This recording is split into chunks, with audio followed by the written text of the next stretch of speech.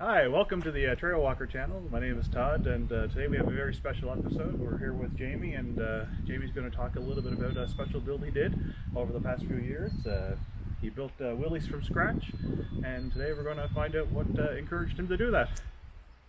Well, anybody that's watched Todd's channel know that this is my Samurai, and back in 2014 I started to build on it and redid the whole drivetrain, and I basically had a complete Suzuki Samurai drivetrain sitting under my bench for quite a few years.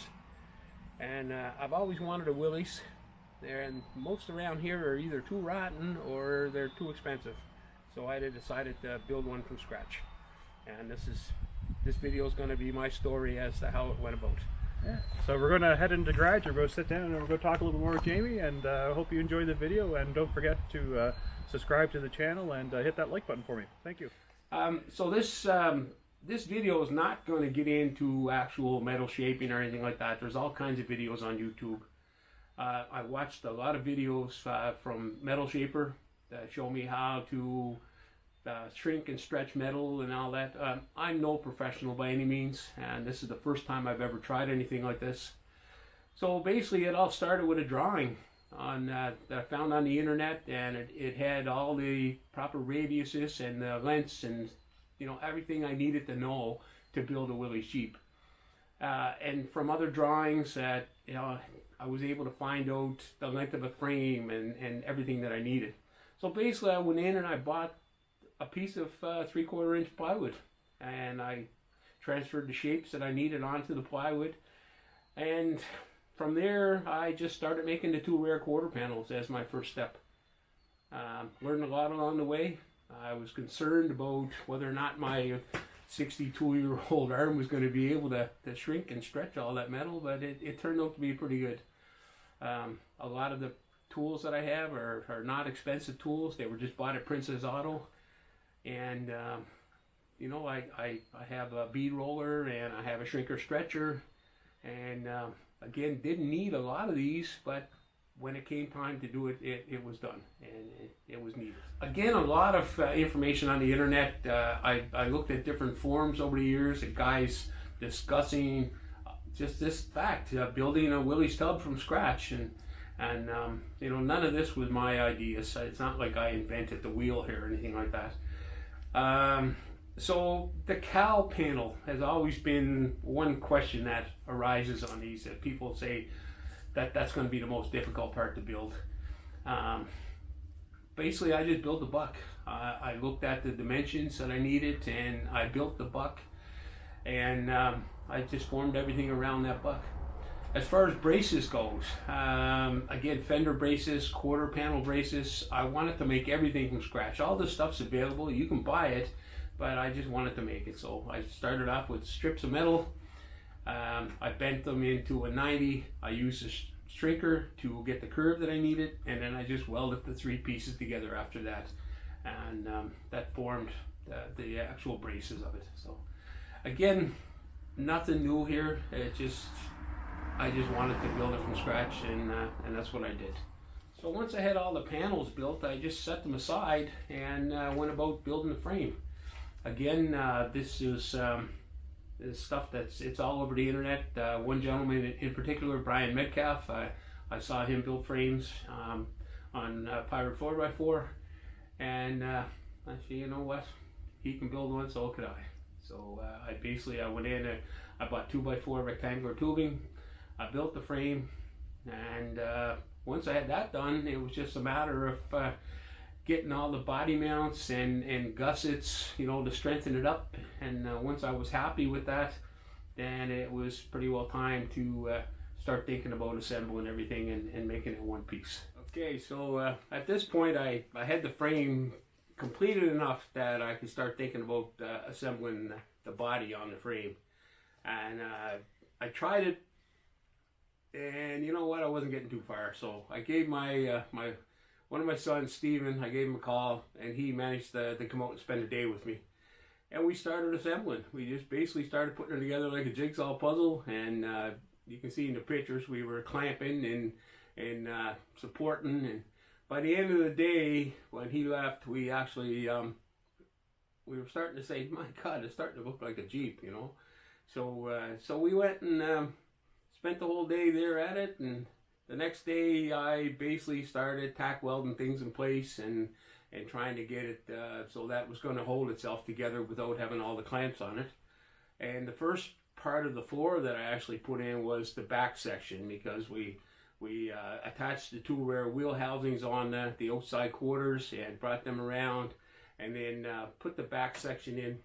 I had all the hat channel that I spoke about at another time. I had that all in place, and that's basically how we lined up the body mounts, and that gave me the support.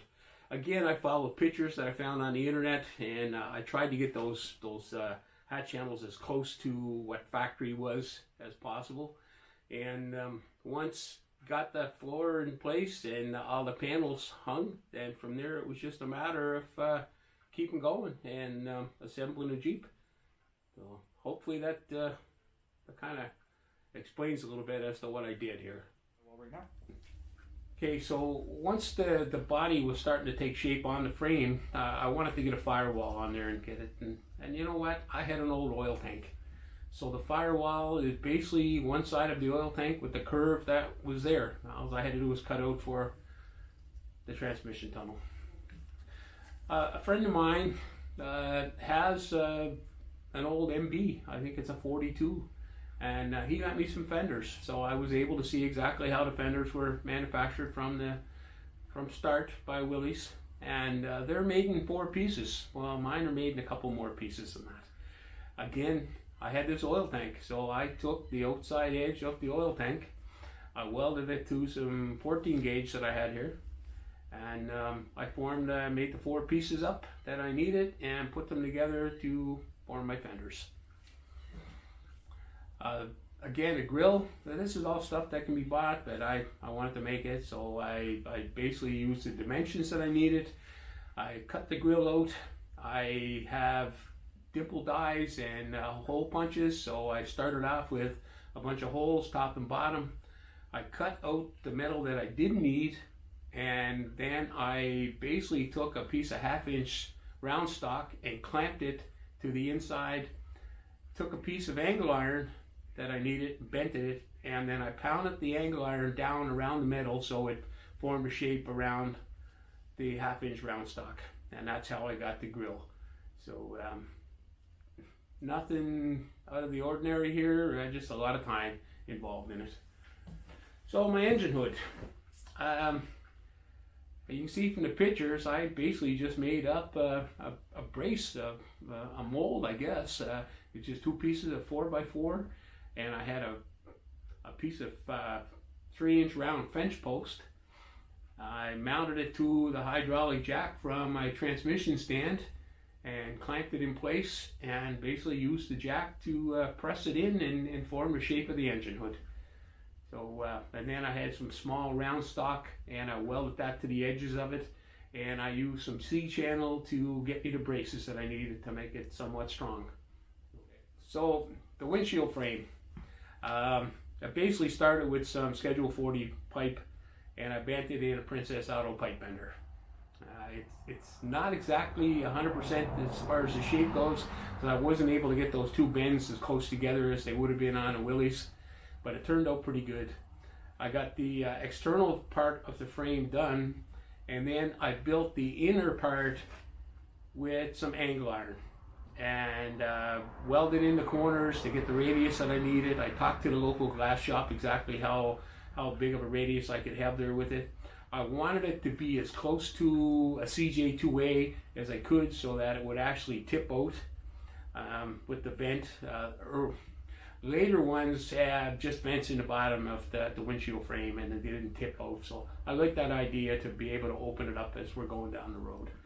So again, it was all just time, and as far as all the wing nuts and the actual pivot points on it, they were all made from bolts and scraps of metal that I had laying around. The only thing that I did buy were the actual clamps to hold it down to the dash. I bought those. They were available online. They weren't a lot of money. And as far as the actual hinge that I needed. I found, like, I think it was a 6-foot long hinge at Princess Auto in their surplus section. That wasn't a lot of money, and I was able to use that along with the hinge that I needed on the engine hood. So it all just kind of fell in place. So as I mentioned earlier, I had this complete drivetrain. Basically, it's a tracker motor. It's a 1.6 out of a tracker, an 8-valve engine. Made it to a Samurai transmission, which I made the adapter myself years ago to do that. And then a Samurai transfer case. Plus I had the Samurai axles, which are built. They have 512 gears in them. They have lockers in them. They have chrome moly axle shafts. I used to wheel this thing in the Samurai with 35-inch tires on it. So it's a well-built drivetrain. The only difference is that I had to shorten up the jack shaft in between the transmission and the transfer case. It's a divorce transfer case, and I just shortened it up. I took 9 inches out of the jack shaft, and that managed to get everything put together. Okay, so floors, again, we're back to that oil tank. I had all kinds of oil tank left over, so from the firewall right back to the floor to the very back end of the Jeep is all made up of an oil tank. As far as the hat channels go, I wasn't going to go into making hat channels. I just didn't have the technology here, so I bought some 1.1 by might have been 2 1/4 rectangular tubing, and that's what I used to make all the hat channels on the floor of it, and it worked out pretty good actually. So again, I'm not set up to paint anything here. So I bought a 1.5 cases of Krylon, and it's called Camp Green. These Willys, actually, there was so many different shades of olive drab during the war that there's no exact paint that you can put on one of these. So as long as it's close, everyone's going to look at this and say, hey, look at there's an old Army Jeep. So it worked out pretty good. And then one day I put a call into our local 4-wheel drive club, and 6 guys showed up and helped me basically install the body on the frame and get everything set up. So I appreciate all the help that I got that day, and from there it was starting to look like a Jeep. So again, everything else under this is basically Suzuki Samurai. A friend of mine from up in the mainland, he gave me a bunch of spring packs, and I was able to take 6 of them, take them all apart, and build 4 good spring packs for it. All the brackets, the shackles, hangers, everything was fabricated right here in my shop. Gas tank, again, is a Suzuki Samurai gas tank that I made mounts up for, and we were able to, or I was able to get that in there, and it works out pretty good actually. So it's got the electric fuel pump from the tracker mounted in the Samurai gas tank, and the thing runs very well. I'm quite happy with it. I had the engine harness. It was one that I had bought from a company down in the States to work with the reflash computer and everything.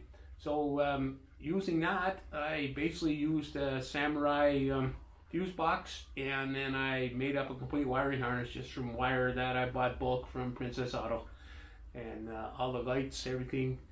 What I didn't have here, again, I picked up at Princess Auto, and with some help from my buddy Dave, he was able to get some of the flaws figured out in the LED lighting, and they're unique, that they work out pretty good. I'm a strong advocate that anybody that's 4-wheel drive and off-roading should have recovery points on their vehicle. And I'm not just talking about the tie downs for when they're shipped. I also like the simplicity. So I came up with an idea based on some pictures that I saw on the internet, and I changed them around a little bit. But I wanted a recovery point on the front that I basically just slipped my rope on, and it went up in there and hooked on, and it's not going to fall off, and it takes like seconds to engage it. And the simplicity, and I think once people see this, it's going to catch on, and a lot more folks are going to want the same thing on their rigs.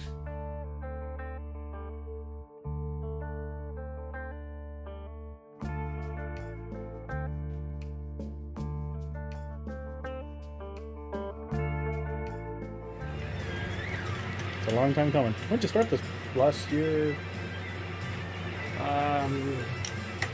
2 years ago? No, September of 18. September of 18. Wow.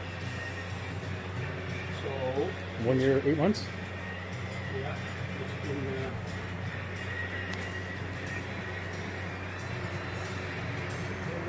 18.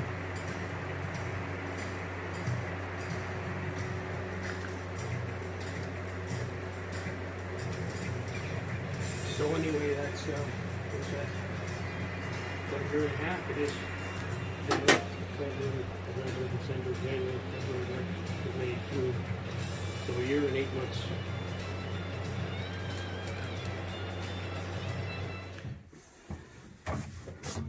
And there's no reason for it not to.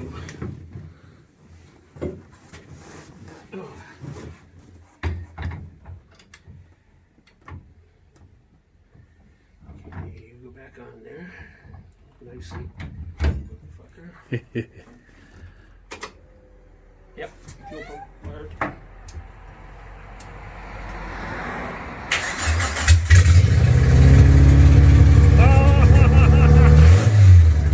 Going through your mind when you were getting ready to start this? So, as I mentioned earlier, this drivetrain had been sitting in my shop for probably 6 years. It sat there. It ran fine when I took it out of the Samurai. But I mean, you know, things happen, right? So the day that we actually started it up and Todd was here and we talked about it, basically all I did is take the spark plugs out and give them a good cleaning, put them in, and then I jumped into the Willys and I'm thinking, oh man, I hope this thing's gonna go. And you can hear from the shouting from Todd, we were both pretty happy about it. And the look on my face, I still remember that moment when it turned over for that first time, and just to hear it running, and then we were able to, you know, take a shot of me backing it out the door and going for a drive around my yard. I'll tell you, I felt like a kid at Christmas time. It was pretty amazing.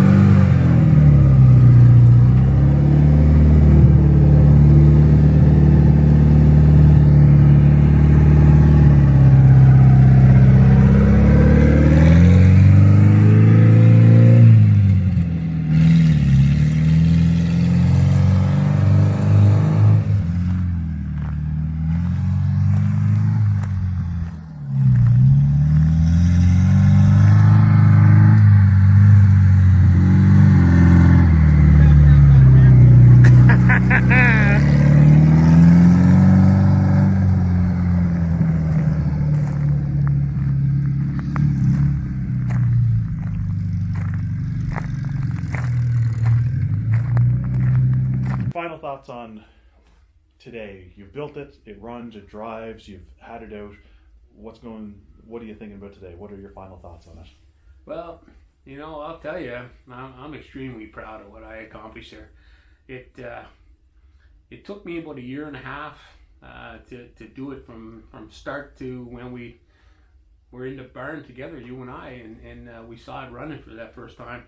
Since then, I've driven it up and down the road a number of times. I meet people when I'm on the road and they're honking and waving, and you know, I get back in here sometimes and I'll just stand around my barn and look at it and I'll say, man, I still can't believe that I accomplished this, that I built it. And like I said earlier, I'm no professional. I'm not a body man. This is just something that I had a passion for, and I wanted a Willys Jeep, and I built one. And you know what? I'm pretty friggin' proud of it, I'll tell you. Well, Jamie, I'd like to thank you for taking the time and sharing with us the build process and sharing the pictures with me and that stuff. It was absolutely amazing to watch you build this from, I think I've known you now for a couple of years, and seeing the process and seeing what you accomplished is just absolutely amazing, and now we get to share it with the world. But again, it's just absolutely amazing to see a Jeep built from scratch the way you did it. It's it's unbelievable. I thank you very much for that. I mean, I'm just hoping that, you know, people will look at it and maybe get the idea that, you know, hey, if that guy can do it, so can I. Well, maybe some people get encouraged from it, because I gotta say it's pretty amazing. You accomplished what you did in such a small space, and I'm gonna do a little bit of a walk through the garage here just to show what the space looks like, and people might even appreciate more what you accomplished. Well, thank you. No, thank you very much. So we're checking out Jamie's garage, and here it is. Well, my shop is an old carriage house. It dates back about 150 years. It's all hand-hewn lumber, mortise and tenon put together with wood dowels. That's why it's not insulated, because I don't want to cover up any of the character of this thing. It's basically 14 wide by 18 long, and that's the exterior dimensions. I dug out all the dirt that was in here and just poured the slab right with inside the sills. And again, not a lot of tools. You know, the stuff that I have is things that I bought at Princess Auto. My welding table that I built the frame on is just stuff that I put together myself. And I work with what I have. Try to keep it simple, and I spend a lot of time in here. I'm out here just about every day. I get up in the morning, and it's almost like this is going to work. Coming out here and being in my shop. That's where I'm comfortable.